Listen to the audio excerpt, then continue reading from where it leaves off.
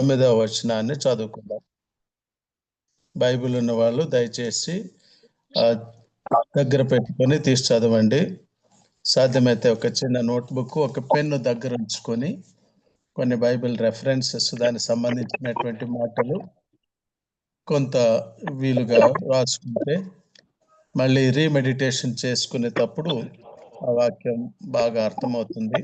కాబట్టి మీ దగ్గర ఒక నోట్బుక్, ఒక పెన్ను పెట్టుకొని యోహాను రాసిన ప్రకటన గ్రంథం 1వ అధ్యాయము 9వ వచనాన్ని మనము ధ్యానం చేసుకుందాం ఈరోజు. మీ సహోదరులను యేసును బట్టి కలుగు శ్రమలోను రాజ్యములోను సహనములోను పాలివాడినైన యోహానును నేను దేవుని వాక్యము నిమిత్తమును యేసును గూర్చిన సాక్ష్యము నిమిత్తమును పద్మాస దీపమున పరవాసి అయితిని. చాలు. ఇక్కడ మనకు ఒక ప్రత్యేకమైన పదం కనపడుతూ ఉంది. యోహాను, భక్తుడైన యోహాను, ప్రభువైన యేసుక్రీస్తు వారి శిష్యుడైన యోహాను తను తాను ఎంత దీనత్వంతో తగ్గించుకుంటూ పరిచయం చేసుకుంటున్నాడన్న సంగతి మనం ఇక్కడ చూస్తున్నాం. 8వ వచనములో ఒక క్రమంగా ప్రకటన గ్రంథాన్ని రాస్తూ ఉన్నాడు. మనం కూడా ఆ క్రమంలోనే ప్రకటన గ్రంథ వ్యాఖ్యాత, ప్రకటన గ్రంథ రచయిత దేవుడే. అయితే దేవుడు యోహాను ద్వారా రాయిస్తున్నాడు. ప్రభువైన యేసుక్రీస్తు వారే తన మాటలు చెప్పుకుండగా యోహాను రాస్తుంటున్నాడు. యోహాను మొదట దేవుని యొక్క మహాశక్తిని గురించి చెప్పిన తరువాత తన్ను గూర్చి పరిచయం చేసుకుంటున్నాడు.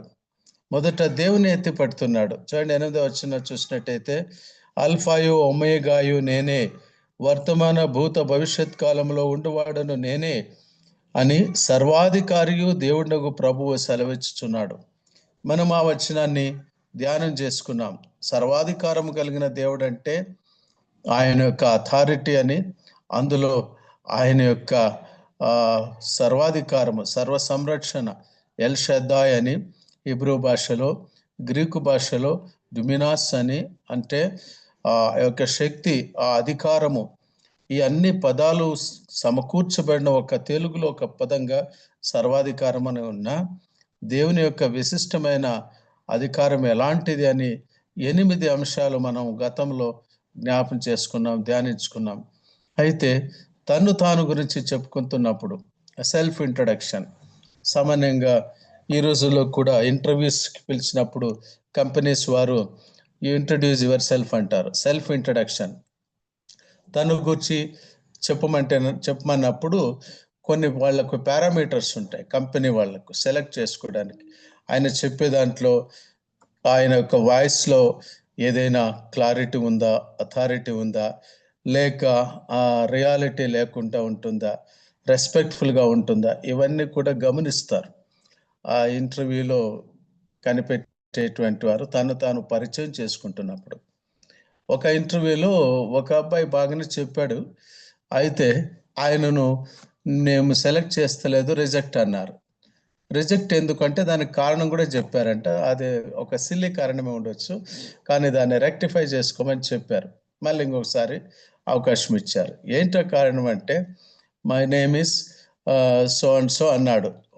తర్వాత my father name is Srinivasarao, my mother name is Lakshmidevi, ఈ రకంగా చెప్పాడు. అంత విన్న తర్వాత అక్కడ కమిటీ బోర్డు వాళ్ళు రైజ్ చేసిన క్వశ్చన్ ఏంటంటే, నీ సెల్ఫ్ ఇంట్రడక్షన్లో దీనత్వం లేదు అన్నారు.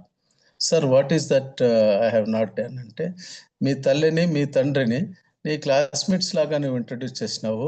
When ever you talk of your father, you must say my father name is Srinivasarao, my mother name is Shrimati అని ఇలా చెప్పాలని. అది ఒక చిన్న విషయమే అయినా వాళ్ళు కనిపెట్టింది అట్లా ఉంటుంది.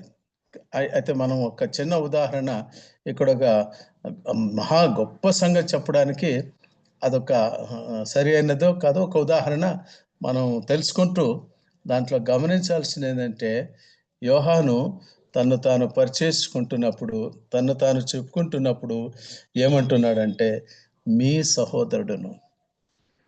What a humbleness! ఆయన అపొస్తలుడండి. ప్రభువైన యేసుక్రీస్తు రొమ్మును ఆనుకున్నటువంటి శిష్యుడు. చాలా గొప్ప కార్యములు చేసినటువంటి వాడు. ప్రభువైన యేసుక్రీస్తు గురించి ఒక సువార్త, యోహాను సువార్త రాసినటువంటి రచయిత. ప్రభువైన యేసుక్రీస్తు గురించి 3 పత్రికలు, యోహాను మొదటి పత్రిక, యోహాను రెండవ పత్రిక, యోహాను మూడవ పత్రిక రాసినటువంటి మహా గొప్ప భక్తుడు.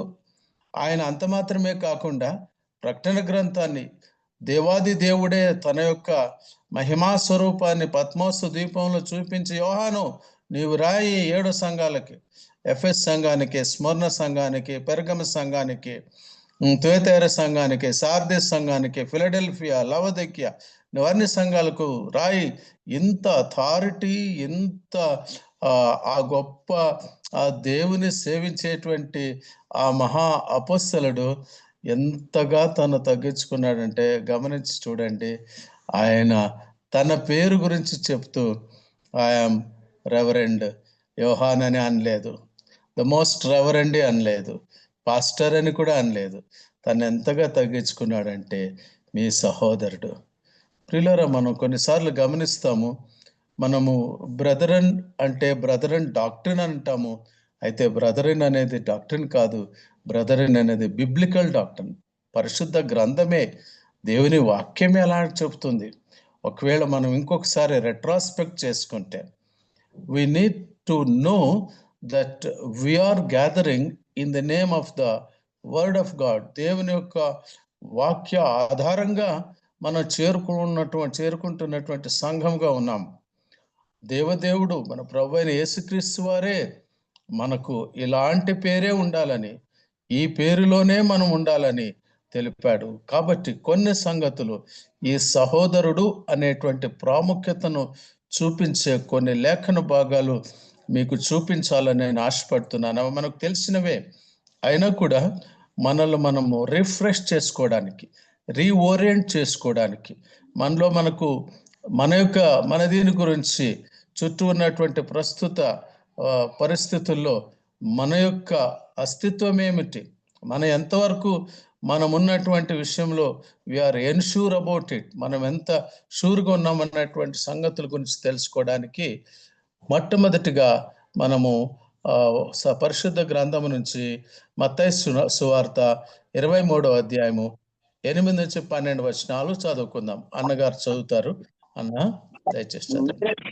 మీరైతే బోధకులని పిలువబడవద్దు, ఒక్కడే మీ బోధకుడు, మీరందరూ సహోదరులు, మరియు మీద ఎవరికైనా అని పేరు పెట్టవద్దు. ఒక్కడే మీ తండ్రి, ఆయన పరలోకమందున్నాడు. మరియు మీరు గురువులని పిలువబడొద్దు, క్రీస్తు ఒక్కడే మీ గురువు. మీలో అందరికంటే గొప్పవాడు మీకు పరిచారకుడై ఉండవలను. తను తాను హెచ్చించుకున్నవాడు తగ్గింపబడును, తను తాను తగ్గించుకున్నవాడు హెచ్చింపబడును. థ్యాంక్స్ అన్న, చాలన్నా, థ్యాంక్ యూ అన్న. అక్కడ గమనించినట్టయితే బైబిల్ గ్రంథంలో మనం ఎప్పుడు చదివిన 2 దృష్టికోణాల నుంచి మనం బైబిల్ని అండర్స్టాండ్ చేసుకునే ప్రయత్నం చేయాలి ప్రియులారా.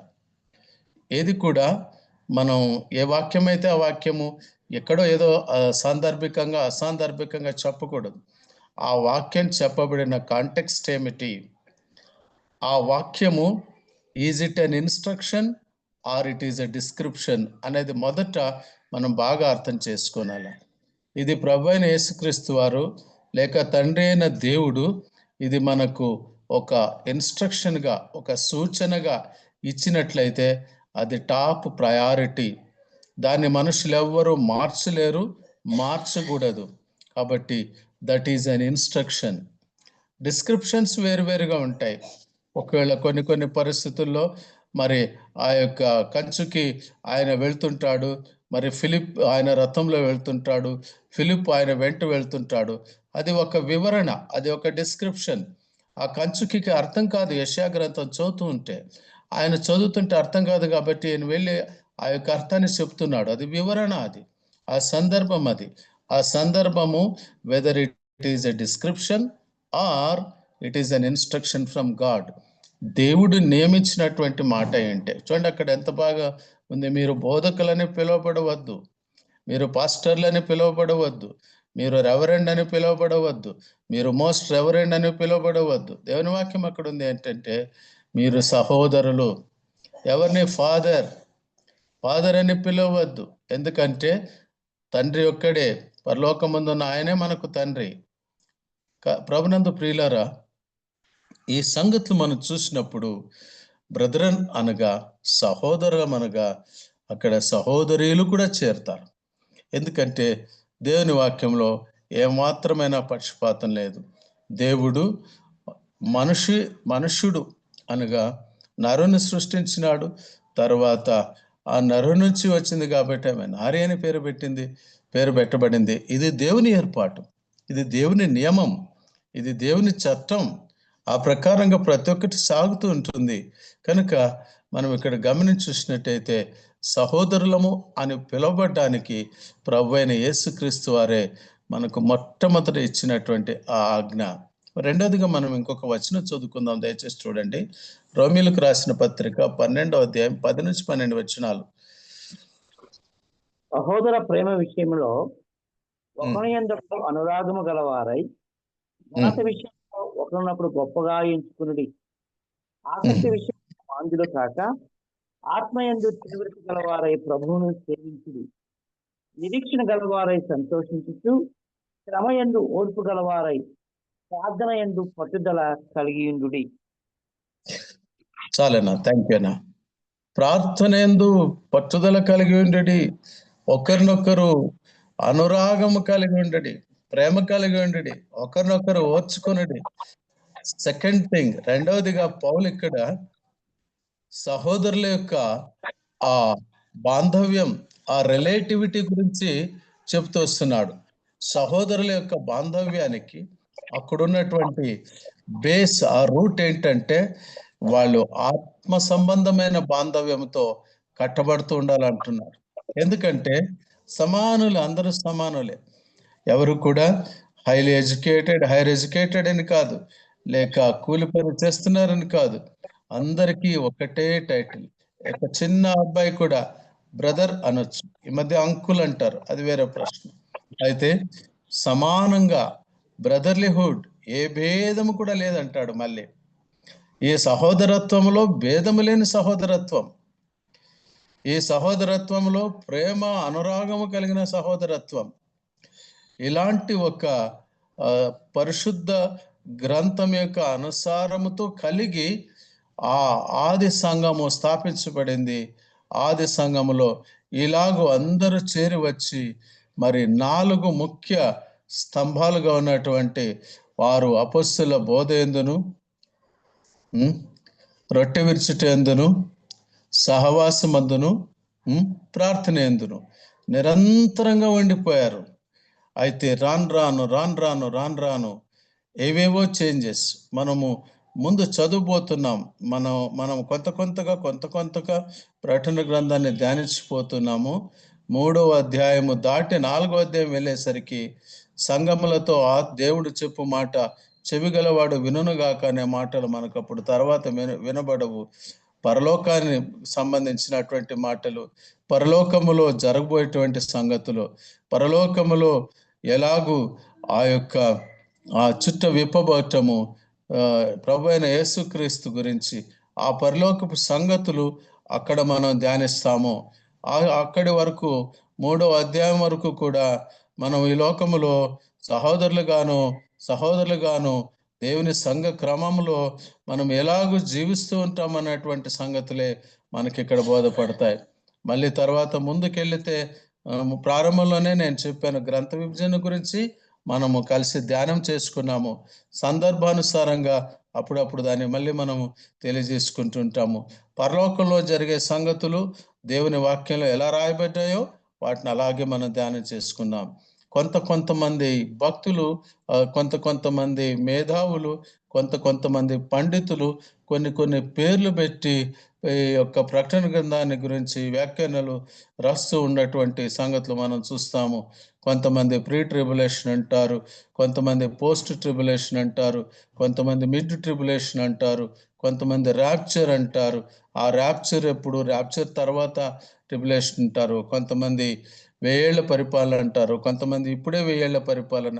ఎలాంటి కన్ఫ్యూజన్‌లోకి మిమ్మల్ని ఎవ్వరిని నేను లాగకుండా వాక్యం మాత్రమే గురిగా ఉంచుకొని, భక్తుడైన యోహాను మరి వాక్యము ద్వారా సంఘానికి మనకు అనేక సంగతులు తెలుపబోతుంటుండగా మనము వాక్యాన్ని బట్టే ముందుకెళ్తాం. రాసేటువంటి లేఖకులు వారి వారి మనస్థితిని బట్టి, వారి వారి పరిస్థితిని బట్టి, వారి వారి ఊహలను బట్టి, వారి వారి ఆలోచనలు బట్టి కొంత రాస్తూ ఉంటారు. అయితే అది మనకు ఒక సప్లిమెంటరీ మెటీరియల్‌గా మనలో ఉండొచ్చు, కానీ మనకు మూలం, మనకు ముఖ్యమైనది దేవుని వాక్యం. ఆ వాక్యమే మాట్లాడుతుంది. మనం వాక్యాన్ని చాలా విభజించి మరి తర్వాత దాన్ని సమకూర్చి ధ్యానం చేసుకుంటూ చదువుకుంటున్నప్పుడైతే మనకు ఒక స్పష్టమైన అవగాహన వస్తుంది. ఏ విధమైనటువంటి కాంప్లికేషన్స్ మనకు రావు. కనుక ముందుకెళ్ళినట్టయితే ఇంకొక మాట మనం చూస్తున్నాము, భేదము లేని సహోదరత్వం. ఎంత గొప్ప మాట అండి. భేదాలు ఈ గతంలో చూసినట్టయితే అనేక క్లర్జిమెన్షిప్, ఆంగ్లికన్ చర్చ్, నేను ఆ హిస్టరీకి మళ్ళీ వెళ్తాను. 400 ఇయర్స్ ఇంటర్ టెస్టమెంటల్ పీరియడ్లో ఏం జరిగింది అనేది కూడా కొంత మనకు లింక్ ఉంటుంది. ఎందుకంటే మొదటి శతాబ్దంలో ఈ రకంగా సంఘానికి కొన్ని ప్రతిరోధాలు ఏర్పడే సందర్భానికి పునాది అప్పటి నుంచి వేయబడి ఉంటుంది. కొన్ని కొన్ని పద్ధతులు, కొన్ని కొన్ని ఫిలాసఫీస్, కొన్ని కొన్ని తత్వాలు అలాగూ కొంత భ్రమపరిచేటివిగా ఉండి ఉంటాయి. అయితే వాటన్నిటి నుంచి సంఘాన్ని ఆది అపొస్తలులు కాపాడుకున్నారు ప్రియులారా. అది చాలా గొప్ప మాట. అందుకనే ఈరోజు మన చేతిలో పరిశుద్ధ గ్రంథం ఉంది. ఈరోజు మన చేతిలో సువార్త ఉంది. చూడండి, గలతీయులకు రాసిన పత్రిక 3వ అధ్యాయము 26-29 వచనాలు మనం చదువుకుందాం. యేసుక్రీస్తునందు మీరందరూ విశ్వాసం వలన దేవునికి కుమారులై ఉన్నారు. క్రీస్తులో బాప్తిసం పొందిన మీరందరూ క్రీస్తును ధరించి ఉన్నారు. ఇందులో యూదుడని గ్రీసు దేశస్థుడని లేదు, దాసుడని స్వతంత్రుడని లేదు, పురుషుడని స్త్రీ అని లేదు. యేసుక్రీస్తునందు మీరందరూ ఏకముగా ఉన్నారు. మీరు క్రీస్తు అయితే ఆ పక్షమందు అబ్రహాము యొక్క సంతానమై ఉండి వాగ్దాన ప్రకారము వారసులై ఉన్నారు. థ్యాంక్ యూ అన్న. ఆ వాగ్దాన ప్రకారం వారసత్వం మనకు దొరకపోతుంది, పుత్రత్వం దొరకపోతుంది, సమానత్వం కలిగిన పుత్రత్వం. అందులో ఏ భేదం లేదు, కులమత భేదాలు లేవు, ఆ మతం ఈ మతం అని లేదు, ఆ కులం ఈ కులం అని లేదు. అయితే మనందరినీ కూడా ఆయన కుమారులుగా పిలుస్తున్నాడు. గమనించండి, ఇందులో చక్కటి ఒక మాట ఏంటంటే, మనమందరము ఆయన కుమారులుగా ఆయన సన్నిధిలో మనం సమయం గడుపుతూ చేరుతూ ఉంటాం. ఇంకొక మాట మనం చూసినట్టయితే యేసుప్రభు వారు ఒక మాట అంటారు, మీరు ఇలాగూ ఉండటం వలన మిమ్మల్ని చూసి మరి దేవుని మహింపరుస్తారంట. నా మాట చదువుకుందాం. యోహాను సువార్త 13వ అధ్యాయం 34-35 వచనాలు. యోహాను రాసిన సువార్త. మీరు ఒకరినొకరు ప్రేమింపవాలని మీకు ప్రత్యాజ్ఞ ఇస్తున్నాను. నేను మిమ్మల్ని ప్రేమించినట్టే మీరును ఒకరినొకరు ప్రేమింపవలెను. మీరు ఒకరు ప్రేమ గలవారైన ఎడల దీనిని బట్టి నా శిష్యులని అందరూ తెలుసుకుందరా. నేను లోకంలో ఉన్న అందరూ కూడా ప్రభువైన యేసుక్రీస్తు శిష్యులమని ఎలా తెలుసుకుంటారంటే, వాళ్ళు ఒకరినొకరిలో ఆ ప్రేమ కలిగినటువంటి సహోదరత్వం. ఇది సహోదర సంఘాల్లో ఉండాల్సినటువంటి బై ప్రిన్సిపుల్. పరిశుద్ధ గ్రంథంలో ఉన్న ఆ యొక్క తత్వాన్ని బట్టి, ఈ ప్రిన్సిపల్స్తో, ఈ ఫౌండేషన్స్తో, ఈ యొక్క ప్రిన్సిపల్స్, ఈ వాక్య ఆధారంతో మనము సహోదరులముగా ఉంటున్నాం ప్రియులారా. అందుకని దేవుని యొక్క సంఘము ఇలాగూ పరిపూర్ణం కావాలని, ఈ యొక్క పరిచర్య ధర్మం ఇలా కొనసాగాలని దేవుని ఆశ ప్రభువైన యేసుక్రీస్తు వారు ఎంతగానో ప్రార్థన చేశారు. శిష్యులందరినీ కలుపుకున్నాడు. చివరి వరకు కూడా అవకాశం ఇస్తూ వచ్చాడు, యూదా కూడా మారుతాడేమో అని. అయితే యూదా మార్పు పొందలేకపోయాడు. ఎందుకంటే ఆ యూదాలో ధనాశ, ఆ ద్రవ్యాశ ఆయన ప్రభువైన యేసుక్రీస్తును అమ్మివేసేలాగా చేసింది. ఆ శిష్యులందరినీ కూడా ఆయన ఒక క్రమానికి తీసుకొస్తూ ఒక చక్కగా వాళ్ళు నడిపిస్తూ వచ్చినాడు. కనుక ప్రియులారా, గమనించి చూసినట్టయితే ఈ యొక్క యోహాను ఆయన తను తాను మీ సహోదరుడును అన్నాడు కదా, ఆ పదంలోనే మనం ఉన్నాం. ఇంకా ఒకప్పుడైతే యోహాను మీ సహోదరుడు అనేటువంటి వాడు కాదు. మీ అందరికంటే నేను గ్రేట్ అనేటువంటి వాడు ఆయన.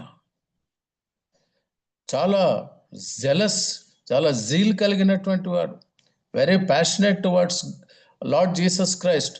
ప్రభు అయిన యేసుక్రీస్తు విషయంలో చాలా తీవ్రత కలిగిన వాడు. శిష్యులందరికంటే నేనే ఆయనకు దగ్గరగా ఉండాలని అన్నదమ్ములు ఇద్దరు కూడా, యాకోబు యోహాన్లు, they are the inner circle, దగ్గరగా ఉన్నటువంటి వారు. బైబిల్ స్టడీలో మనం కొన్నిసార్లు వెనక్కు ముందు కూడా అట్లా వెళ్తాం. ఎందుకంటే మనకు ఆ క్లియర్ అండర్స్టాండింగ్ దొరకాల. మీ సహోదరుడు అనే స్టేజ్కి యోహాను ఎలా వచ్చాడో, ఒకప్పుడైతే అలా లేడే. ఒకప్పుడు ఆ మార్పు లేదే. ఒకప్పుడు ప్రభువా వారిని శపిస్తామా అనేటువంటి ఆ కోపం ఉన్నటువంటి వాడు ప్రేమ గురించి రాస్తాడు. ఎంత మార్పు ప్రియులారా! ఎంత తీక్షణంగా, దేవా ప్రభువా వాళ్ళని శిక్షించు, వాడెవడో మనవాడు కాదు, అది పేరిట్లో దయాలు వదిలిస్తున్నాడు, వారిని శిక్షించు అంటాడు. పైనుంచి అగ్ని దిగి వచ్చి వాళ్ళు కాల్చివేసేట్లు చేయంటాడు. అప్పుడు యేసు ప్రభు గద్దిస్తాడు. ప్రభు దగ్గర నేర్చుకుంటే ఎలాంటి బండరాయి కూడా అది అలా కరిగిపోతుంది. యోహాను కంటే మనమే శ్రేష్ఠులు కాదు ప్రియులారా. ఒక్కొక్కప్పుడు మనలో కూడా ఆ సెల్ఫ్ అనేది వస్తుంది. ఎప్పుడైతే ఆదాము తినరాని పండు తినే లోకంలో పాపంలో పడిపోతాడో, ఆయనలో ఉన్నటువంటి సోల్, ఆయనలో ఉన్నటువంటి స్పిరిట్ ప్లేస్లో ఆయన సెల్ఫ్ చేరుకుంటుంది. అందుకే దేవుడు ఆదామును పిలిచినప్పుడు ఒక మాట అంటాడు, ఆయన ఒక ఇన్ఫ్లుయెన్స్తో ఆ పాపం చేశాడు. నీ భార్య మాట విని, ఆదాము ఆ మాట విన్నాడు, వినరాని మాట విన్నాడు, చేయరాని పని చేశాడు, దేవుని యొక్క సార్వభౌమత్వాన్ని మర్చిపోయాడు. రండి మనం ముందుకెళ్దాం. ఎలాంటి స్వభావం కలిగినటువంటి వాడు ఈ యోహాను ఇప్పుడు మీ సహోదరుడు అంటున్నాడు, మనతో ఐడెంటిఫై చేసుకుంటున్నాడు. ఎంత గొప్ప మార్పు చూడండి ఆ మాట ఎలాంటి వాడని. మార్కు సువార్త 9వ అధ్యాయము 38 నుంచి 41 వచ్చిన ప్లీజ్ చదవన్నా. అంతటి యోహాను బోధకుడా, ఒకడు నీ పేరిట దెయ్యములను వెళ్ళగొట్టి చూస్తేని వాడు మనలను వాడు కాడు గనుక ఆటంకపరిచితమని చెప్పాను. అందుకు యేసు, వానిని ఆటంకపరచుకుడి, నా పేరిట అద్భుతం చేసి నన్ను చులకనగా నిందింపగల వాడు ఎవడునూ లేడు. మనకు కాని వాడు మన పక్షముగా ఉన్నవాడే. చాలన్నా, thank you. That universal compassion, universal love. ఒకవేళ మనవాడు కాదో, మనకు సంబంధించిన వాడు కాదు కాబట్టి మేము ఆటంకపరిచితిమి అన్నాడు. అంత పొసెసివ్ యోహాను. శిష్యుడైన యోహాను తాను ఆ యొక్క సొంత నిర్ణయం అలా తీసుకున్నప్పుడు ప్రభువైన యేసుక్రీస్తు వారు ఆయనకు చెప్పాల్సి వచ్చింది. ఆయనకి ఏమని చెప్పాల్సి వచ్చిందంటే,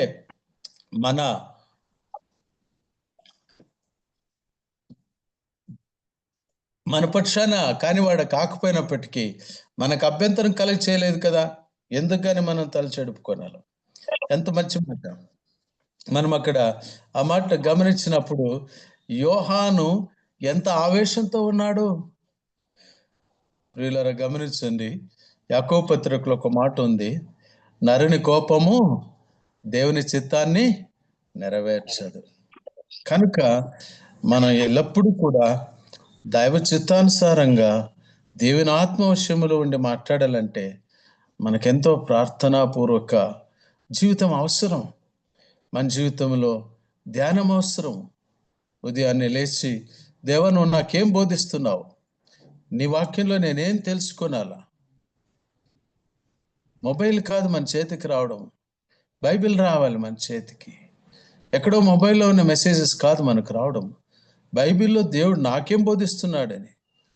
ఇతరులకు మనం బోధించే విషయానికి ఆతరపడకూడదు. మార్నింగ్ టైంలో దేవుని పాద సన్నిధిలో మనం నేర్చుకోనాలి. ఒక్కొక్కసారి మనకే నేర్పిస్తుంటుంది దేవుని వాక్యం. దేవుడు వాక్యం ద్వారా మనతో మాట్లాడతాడు. కాబట్టి ఆయనలో ఉన్నటువంటి ఆవేశం అక్కడ కనబడుతుంది. ఇంకో సందర్భం దయచేసి చదువన్న.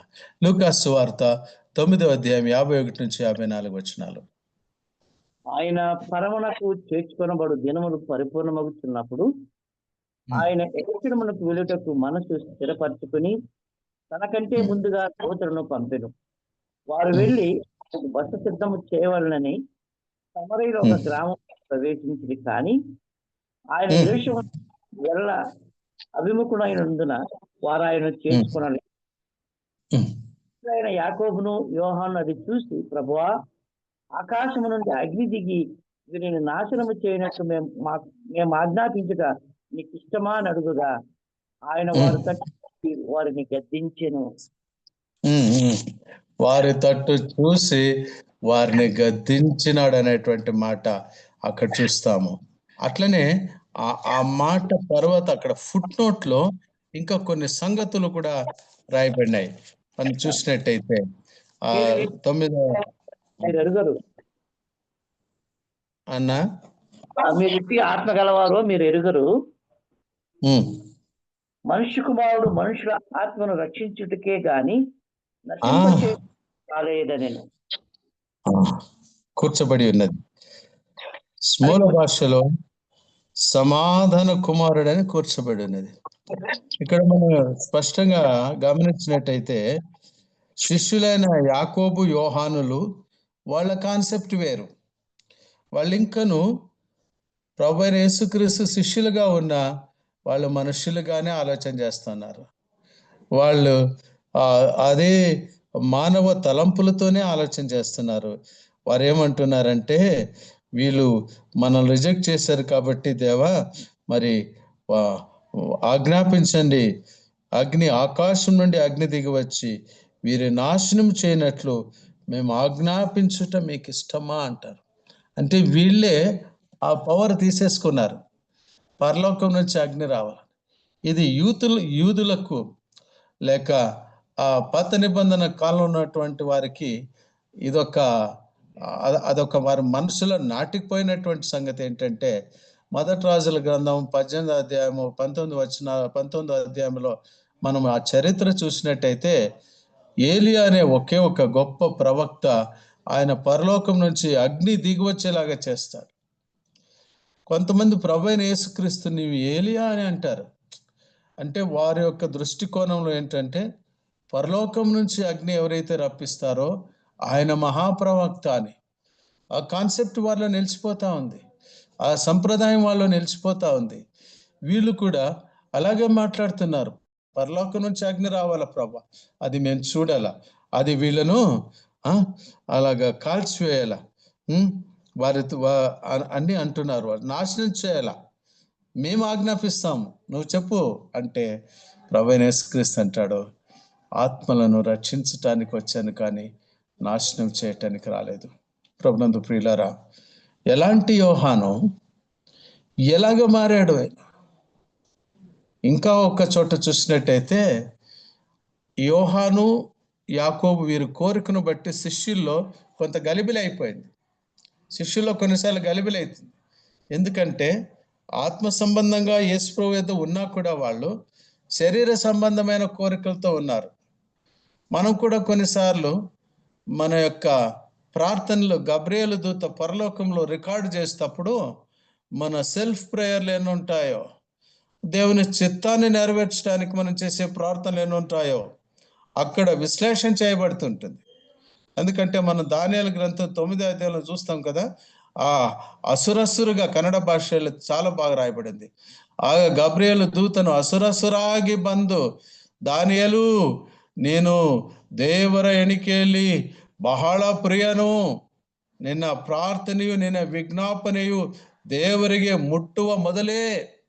ఇంకా ఆయన ప్రార్థన అక్కడ చేరడానికి ముందే ఇర్మియా రాసినటువంటి, ఆ ప్రవక్త రాసినటువంటి ఆ యొక్క 70 ప్రవచన ఆధారంగా అది ముగిసిపోయింది.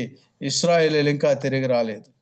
తన సొంత ప్రజల గురించి ప్రార్థన, తన సొంత ప్రజల యొక్క బాధల గురించి ప్రార్థన, ఇతరుల్లో కష్టాల్లో, అప్పుల్లో, బాధల్లో ఉన్న వారి గురించి ప్రార్థన, వారి విడుదల గురించి ప్రార్థన అన్నప్పుడు అక్కడ నోట్ చేసుకుంటా గబ్రియేలు దూత దేవుని సన్నిధి నుంచి దిగి వస్తున్నాడు దానియేలు దగ్గరికి. ఇక్కడ ఒక మాట మనం ఒక కాంట్రాస్ట్ గా గమనించేది ఏంటంటే, ఇక్కడ శిష్యుడైన యోహాను, శిష్యుడైన యాకోబు ఒకప్పుడు, ఇప్పుడు కాదు, ఒకప్పుడు వారి మనస్థితి ఎలాగుంటుందంటే, వీళ్ళని నాశనం చేసేస్తాం ప్రభా అని they wanted to seek the Kingdom of God with their self will.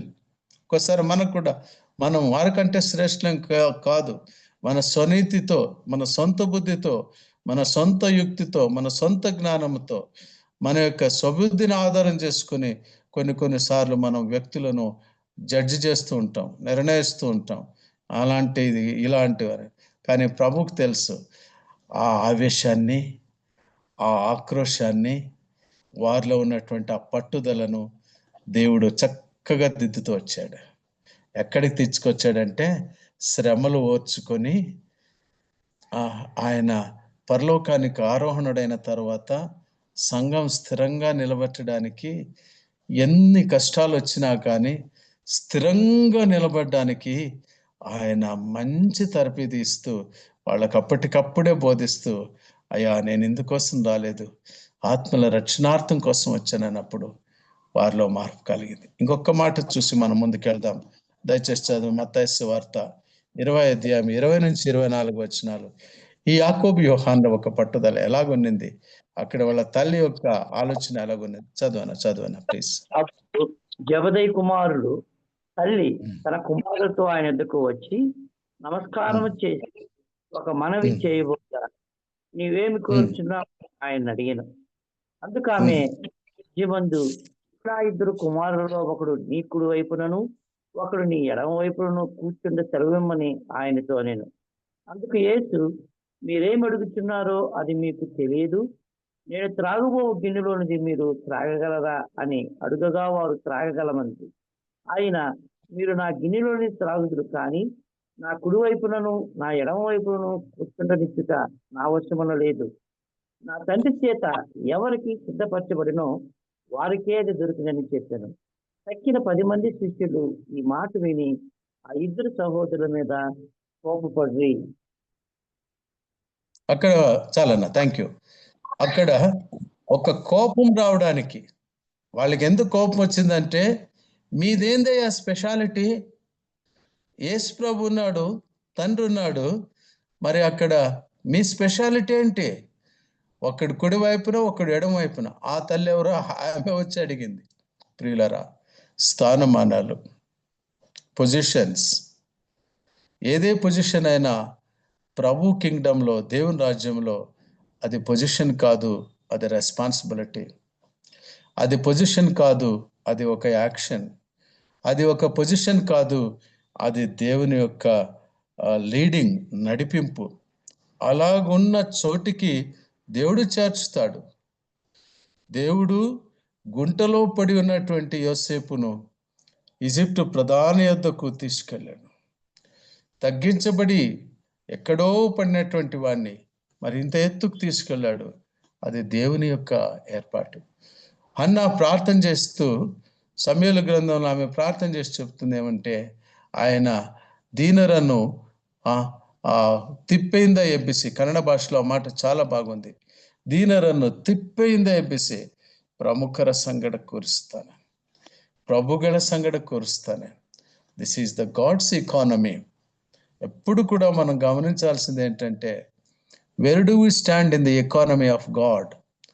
దేవుని ప్రణాళికలో నీ పాత్ర నా పాత్ర ఏమిటనేదే మనం ఆలోచన చేస్తూ అలాగే ముందుకెళ్ళాలి. కానీ ఈ పొజిషన్స్ కోసం ప్రాకులాడేటువంటిది, స్థానమానాల కోసం ప్రాకులాడేటువంటిది, కోపాన్ని తెప్పించేటువంటి సంగతులు ఇవి దేవునికి ఇష్టమైనవి కావు అంటాడు దేవుడు.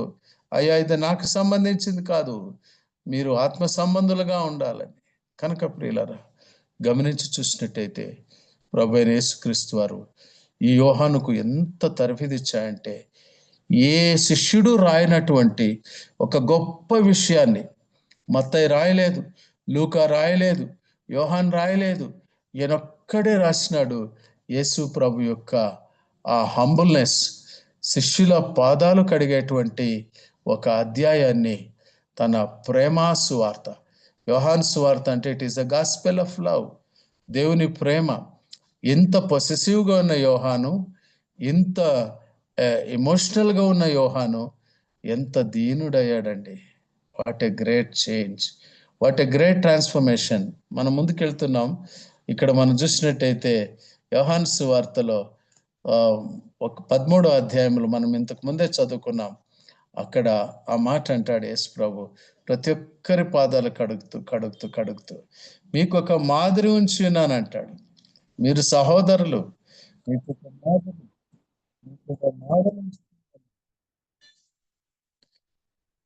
మీకు ఒక మోడల్, మీకు ఒక నమూనా ఉంచుతున్నాను. ఐ క్లియర్ అన్న? వినబడుతోందా? వినబడుతుంది. ఒక మాదిరి ఉంచుతున్నాను. ఎలాంటి మాదిరి? నడుము కట్టుకునేటప్పుడు వంగుతాం, ఒకరికొకరు తగ్గించుకునేటువంటి ఒక మాదిరి. ఒకరినొకరును శుద్ధి చేసుకునే మాటలు మాట్లాడుకుందాం. ఆ శాంక్టిఫికేషన్, గ్లోరిఫికేషన్, ఇలాంటి ఒక బాంధవ్యాన్ని మన యొక్క సంఘ క్రమంలో మనం చూస్తాం ప్రియులారా. అందుకే యోహాను 5 గ్రంథాల్లో కూడా రాస్తూ ప్రభువును మహింపరచు ఒక గొప్ప భక్తుడిగా అయ్యాడు. రండి మనం ముందుకెళ్ళినట్టయితే ఇంకొన్ని సంగతులు చూస్తాము ముగించుకునే ముందు. ఆయన యొక్క శ్రమ ఏమిటి అనేది. మీ సహోదరుడును యేసును బట్టి కలుగు శ్రమలోను, రాజ్యములోను, సహనములోను పాలివాడునైన యోహాను నేను దేవుని వాక్యము నిమిత్తమును, యేసును గూర్చిన సాక్ష్యము నిమిత్తమును పద్మోసు ద్వీపమున పరవాసినైతిని. ఇందు గురించి మనకు పరిశుద్ధ గ్రంథములో యోహాను ఎఫెసులో నిలిచి ఎఫెసులో సేవ చేశాడు అనేటువంటి సంగతి మనకు బైబిల్ గ్రంథంలో మనకు కనబడుతుంది. ఇంకా ఆయన ఎక్కువగా యోహాను తాను మొదటి సంఘం, ఆది సంఘము ప్రారంభములో he was like a strong pillar. స్టెఫను ఏ రకంగా ఆయన ఆ రక్త సాక్షి అవుతున్నాడో ఆ సందర్భంలో మనసు కృంగిపోయింది యోహానుకు. అప్పటికే డొమిషియన్ చక్రవర్తి యోహానును పద్మోసు ద్వీపంలో వేశాడు.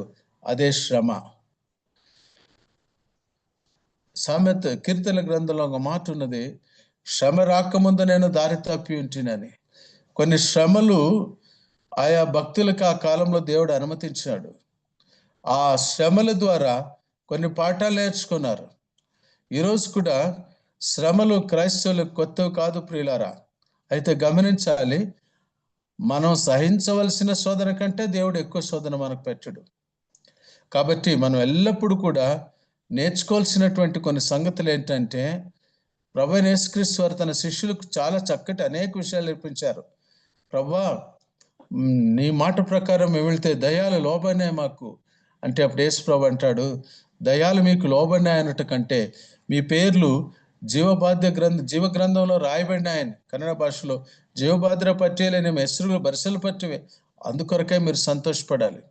మరి తర్వాత చివరిలో బాగా వాక్యం చెప్పినాక, మంచిగా దేవుడు సహాయం చేసి వివరించినాక, నీవు అనుకోవాల్సింది నీ హృదయంలో రావాల్సిన భావన ఏంటంటే, నిష్ప్రయోజకుడైన సేవకుని నేను అనుకోను అంటాడు దేవుడు. అపొస్తలుడైన పౌలు అంటాడు, నేను బోధించిన తర్వాత నన్ను నేను నలుగొట్టుకుంటానంటాడు. ఎందుకంటే నేను బోధించిన తర్వాత ఒకవేళ నాలో ఏదైనా అహం పెరుగుతుందేమో, నలుగొట్టుకుంటాడు. నలుగొట్టకపోతే, ఆ సేవకుడు నలుగొట్టుకోకపోతే, ఆ భక్తుడు నలుగొట్టుకోకపోతే దేవుడు నలుగొడతాడు. కాబట్టి ఆ పౌలు కూడా తన గురించి అనుకుంటాడు, నలగొట్టుకుంటాడు. యోహాను కూడా నలగొట్టుకుంటున్నాడు. యోహాను కూడా దీనత్వం నేర్చుకుంటున్నాడు. ఎందుకంటే ఆయన చేతిలో వాడబడాలంటే దీనత్వం చాలా ముఖ్యమైన మాట. యెషయా గ్రంథము 66వ అధ్యాయము 2వ వచనంలో ఒక మాట ఉంది. దేవుని దృష్టి ఎవరిపైన ఉందనేది మనం ఒకసారి చూసుకొని మనం ముందుకెళ్దాం. చూసుకుందాం. యెషయా గ్రంథం 66వ అధ్యాయం 2వ వచనం. అవన్నీ నా హస్తకృత్యములు, అవి నా వలన కలిగినవని యెహోవా సెలవిస్తున్నాడు. ఎవడు దీనుడై కలిగిన హృదయం గలవాడై నా మాట విని వానినే నేను చూస్తున్నాను. ఎవడు దీనుడై విరిగి నలిగిన హృదయం కలవాడి ఉన్నాడో వారిని నేను దృష్టించున్నాను. ప్రియులరా, ఈ రాత్రి వేళ ఇంత గొప్ప భక్తుడు, ఇంత గొప్ప అపోస్తలుడు, తన్ను తాను పాస్టర్ అనుకోవచ్చు, రెవరెండ్ అనుకోవచ్చు, మోస్ట్ రెవరెండ్ అనుకోవచ్చు, ఆ ఏ ఎపిథెట్స్, ఏ టైటిల్స్, ఏ బిరుదులు లేవు. ఒకప్పుడు ఒక జూమ్ యాప్లో, that is international Zoom app, దాంట్లో మాట్లాడమని ఒక సేవకు నాకు చెప్పారు. నన్ను చూసి ఆయన, నీ పేరు ముందు మేము కెప్టెన్ అని రాయాలా లేక ప్రొఫెసర్ అని రాయాలా అంటే నేను చెప్పాను, బ్రదర్ జోస్డాలి గారు, దయచేసి ఏ పేరు ఏ ఇది పెట్టొద్దండి. నేను ప్రొఫెసర్ని కాను, నేను ఎన్సిసి ఆఫీసర్ కెప్టెన్ని కాను, నేను ఒక సహోదరుని, బ్రదర్ అని పెట్టండి అంతే. ఆయన నవ్వాడు. అంతేనా అన్నాడు. ఎస్ అంతే అన్నాను. ఎందుకంటే ప్రభునందు ప్రియులారా, మన యొక్క వాస్తవిక జీవితంలో మన యొక్క దిననిత్య జీవితంలో ఆయన సన్నిధిలో మనము దీనులమై, మీ సహోదరుడు అన్నాడే. ఒకప్పుడు హై ర్యాంకు కావాల్సినటువంటి యోహాను మరెంతగా తను తగ్గించుకొని శ్రమలు పొందాడు. సలసల కాగు నూనెలో వేయబడ్డాడు. తరువాత అందులో దేవుడు ఆయన మరణించడానికి ఒప్పుకోలేదు. ఆయన తల్లి వచ్చి, అయ్యా నా కుమారులు ఇద్దరు అక్కడెక్కడ ఉండాలంటే చివరిలో యేసు ప్రభు, యోహాను నా తల్లి నువ్వు చూసుకో అన్నాడు. నువ్వు ఏంటి బట్టి అడుగుతావో దేవుడు వాటి ఆపోజిట్ ఒకసారి నీకు ఇస్తాడు. తీసుకోనాల్సిందే, స్వీకరించాల్సిందే. It's economy of God. అది దేవుని ప్రణాళిక నీ గురించి, నా గురించి. మనం ఆయన చేతిలో ఉన్నాం అంతే. అలాంటి భక్తుడు యోహాను శ్రమలు అనుభవించాడు. ప్రియులారా, సహనాన్ని నేర్చుకున్నాడు. సహనము నేర్చుకొని దేవుని వాక్య నిమిత్తం, ఇప్పుడు ఆయన సాక్ష్య నిమిత్తం మొట్టమొదటిసారిగా పద్మోసు ద్వీపము అని చెప్పాడు.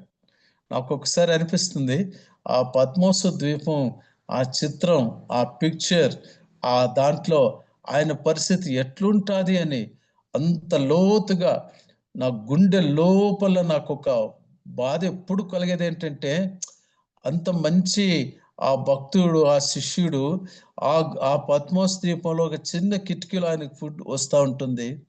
అది ఇప్పుడు యునెస్కో వాళ్ళు దాన్ని ప్రపంచ గుర్తించినటువంటి ఆర్కియలాజికల్ ఎక్స్కవేషన్స్ ద్వారా అది ఒక గుహగా దాన్ని గుర్తించారు. దాన్ని అక్కడ మార్క్ పెట్టారు. ఎందుకంటే పరిశుద్ధ గ్రంథంలో జరిగినవన్నీ కూడా చక్కటి వాస్తవికమైన చరిత్రాత్మక సత్యాలు ఇవి. ప్రభు రాకడ సమీపించే దినాల్లో మనం ఉన్నాం. కాబట్టి ప్రకటన గ్రంథాన్ని మనం వాక్యానుసారంగా అధ్యయనం చేస్తున్నామే కానీ ఏదో ఒక థియరీ అనుసారంగా అధ్యయనం చేయట్లేదు. వాక్యం ఎలా ఉందో అలాగ మనం అర్థం చేసుకొని ముందుకు సాగుదాం. ప్రభు ఈ వాక్యాలు మనకు ఆస్వాదించిన గాక. సమయం ఇచ్చిన పెద్దలకు, విశ్వాసులందరికీ కూడా ప్రభునామాన వందనాలు తెలియజేస్తున్నాను. థ్యాంక్ యూ వెరీ మచ్ అన్న. Thank you.